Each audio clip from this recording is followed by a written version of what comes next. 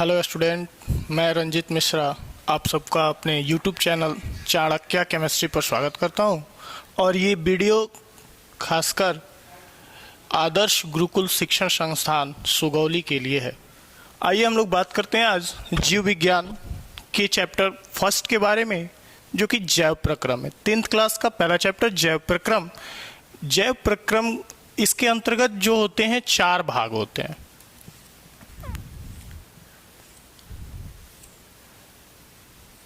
पोषण, श्वसन, परिवहन एवं उत्सर्जन।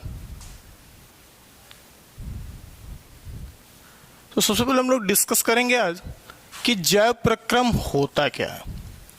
तो कहता है कि जैव प्रक्रम एक ऐसी क्रिया होती है जिसके द्वारा जीव अपने शरीर का अनुरक्षण मेंटेनेंस करता है। इसी क्रिया को हम जैव प्रक्रम बोलते हैं। जैव प्रक्रम का पहला भाग पोषण होता है। तो हम लोग सबसे पहले जानना होगा कि पोषण होता क्या है। तो पोषण वह क्रिया होती है जिसके द्वारा जीव भोजन ग्रहण करता है, अर्थात जीव में भोजन ग्रहण करने की क्रिया को पोषण कहते हैं। पोषण जो होते हैं 2 प्रकार से जीवों के शरीर में होते हैं। पहला स्वपोषण और दूसरा परपोषण। कहता है स्वपोषण किसे कहते हैं। तो पोषण की वह विधि जिसमें कोई जीव अपने शरीर का भोजन स्वयं संश्लेषित करता है, वैसे जीवों को स्वपोषी कहते हैं। वैसे जीव स्वपोषी कहलाते हैं। और भोजन ग्रहण करने की यह विधि स्वपोषण कहलाती है। इसके अंतर्गत सभी हरे रंग के पेड़ पौधे और एकमात्र जीव युगलीना को शामिल किया गया है। यहाँ पे आप लोग ध्यान देंगे, युगलीना एक ऐसा जीव है जो स्वपोषण एवं परपोषण दोनों क्रियाओं के द्वारा अपना भोजन ग्रहण करता है। अब हम लोग बात करेंगे परपोषण की। तो यहाँ पे यह स्पष्ट रूप से 2 शब्दों से बना है, पर और पोषण। पर जिसका मतलब होता है दूसरा, और पोषण मीन्स भोजन ग्रहण करना, अर्थात पोषण की वह विधि जिसमें कोई जीव अपने भोजन स्वयं संश्लेषित न कर अपने भोजन के लिए अन्य जीवों पर निर्भर रहता है, वैसे जीव को परपोषी जीव कहते हैं। और पोषण की यह क्रिया परपोषण कहलाती है। आगे हम लोग देखते हैं कि परपोषण की 3 विधियां होती है, जिसके अंतर्गत पहला जो होता है वो होता है मृतजीवी पोषण। मृतजीवी पोषण पोषण की वह विधि जिसमें कोई जीव अपना भोजन किसी मृत जीव के शरीर से घुलित कार्बनिक पदार्थों को अवशोषित करके अपना भोजन ग्रहण करता है, ऐसे जीवों को मृतजीवी जीव कहते हैं। और पोषण की यह विधि मृतजीवी पोषण कहलाती है। इसके अंतर्गत कवक, बैक्टीरिया, मशरूम आते हैं और अन्य भी जीव आते हैं। दूसरा जो होता है वो होता है परजीवी पोषण। परजीवी पोषण क्या होता है। तो पोषण की वह विधि जिसमें कोई जीव अपने भोजन के लिए किसी दूसरे जीव के शरीर पर अस्थायी या अस्थायी रूप से रहकर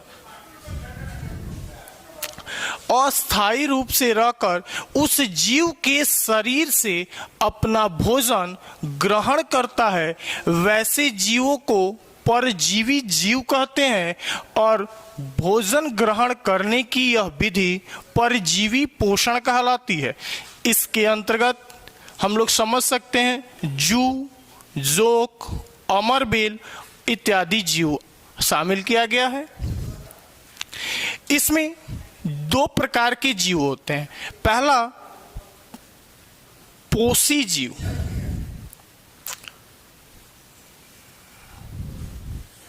पोषी जीव जो जीव जिस जीव के शरीर पर अस्थायी या अस्थायी रूप से रहकर अपना भोजन प्राप्त करता है, वैसे जीव को पोषी जीव कहते हैं। जैसे मनुष्य और जू में मनुष्य पोषी जीव होता है और जू परजीवी जीव होता है।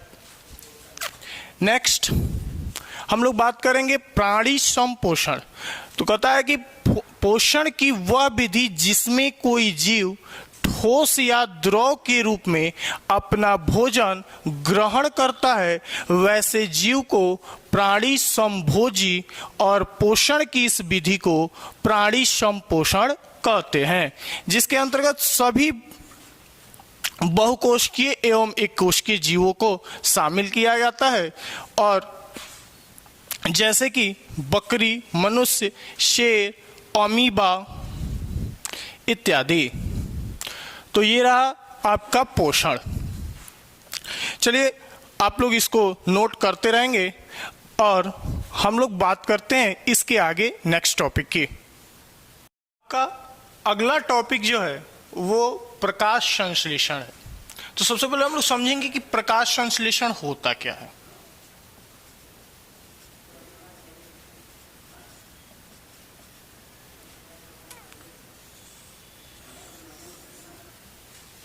इसको हम लोग बहुत ही आसानी से समझ सकते हैं और ये एग्जाम में अक्सर पूछे जाता है। प्रकाश संश्लेषण, जब हरे रंग के पेड़ पौधे सूर्य के प्रकाश की उपस्थिति में वायुमंडल से CO2, जमीन से जल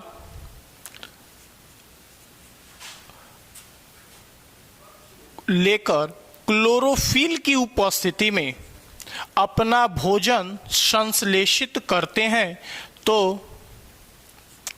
इसी क्रिया को हम प्रकाश संश्लेषण कहते हैं।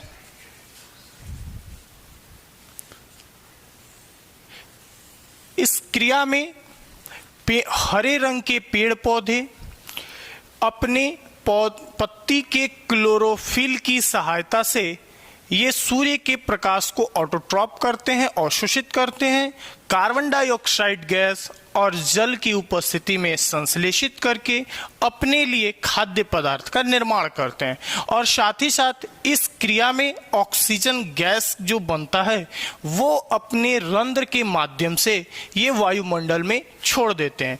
तो प्रकाश संश्लेषण क्रिया के लिए एक रासायनिक समीकरण को हम देखेंगे।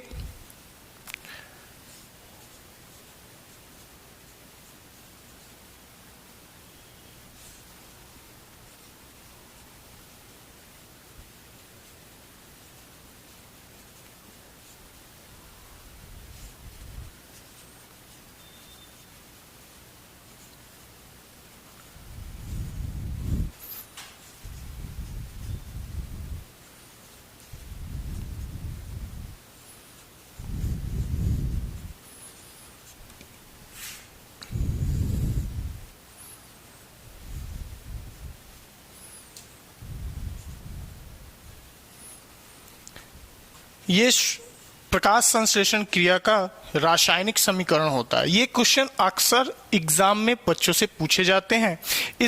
इसमें कार्बन डाइऑक्साइड, जल, सूर्य के प्रकाश की उपस्थिति में क्लोरोफिल की सहायता से पौधे अपने लिए भोज्य पदार्थ के रूप में ग्लूकोज का निर्माण करते हैं।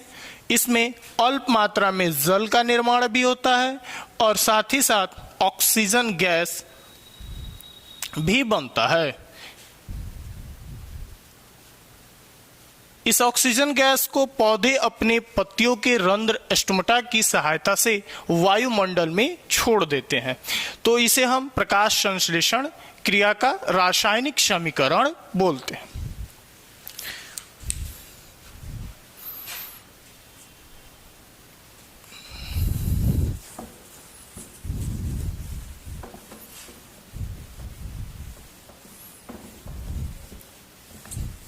प्रकाश की आवश्यकता पड़ती है, ऐसा क्वेश्चन बार बार पूछा जाता है। तो यहाँ पे आप स्पष्ट रूप से देख सकते हैं कि प्रकाश संश्लेषण की संपूर्ण क्रिया के लिए सूर्य के प्रकाश की आवश्यकता नहीं होती है।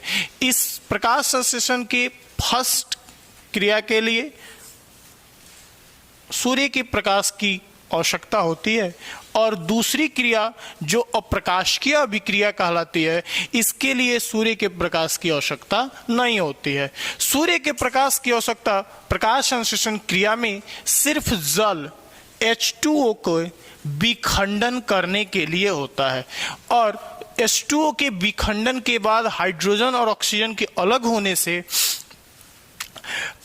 होने के बाद सूर्य के प्रकाश की आवश्यकता नहीं होती है, और इसके बाद प्लांट्स के अंदर, पौधे के अंदर भोजन का निर्माण स्वयं होने शुरू हो जाते हैं, और इस तरह ये प्रकाश संश्लेषण की संपूर्ण क्रिया संपादित होती है।